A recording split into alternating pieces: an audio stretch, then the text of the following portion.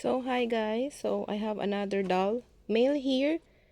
Unti-unti nang dumadating yung mga dolls ko na in order ko from last year.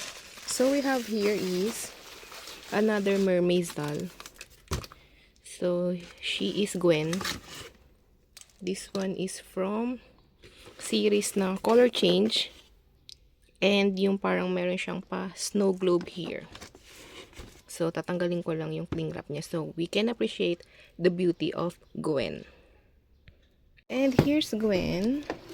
So, ito pala yung Winter Waves. Kanina ko pa inisip ko anong series siya. So, sorry na.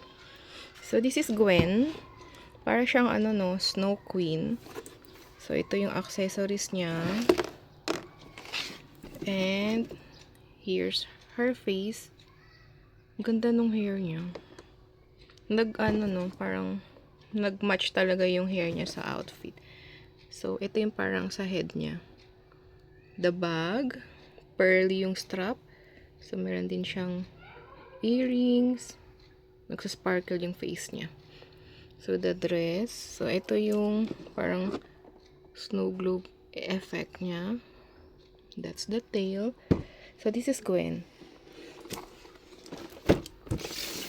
Worth the wait talaga to si Gwen eh. And that's Gwen. Ito yung ibang ka-series niya. So, I already have this one and this one. Ay, wait. Hindi ko matandaan kung ito or ito yung meron ako. Hindi na matandaan eh. So, from all the girls here, si Gwen ang pinakamahal. And I really don't know why nung una, kung bakit iba-iba yung price nila. Siya ang pinaka-pricey actually. Pero ngayon, nagigets ko na kung bakit siya pricey. Because, she's really pretty. Hindi na naman na-justify ng phone ko, ng video na to, yung kagandahan ni Gwen. So, hindi to bagong release. Pero matagal ko na siyang hinahanap.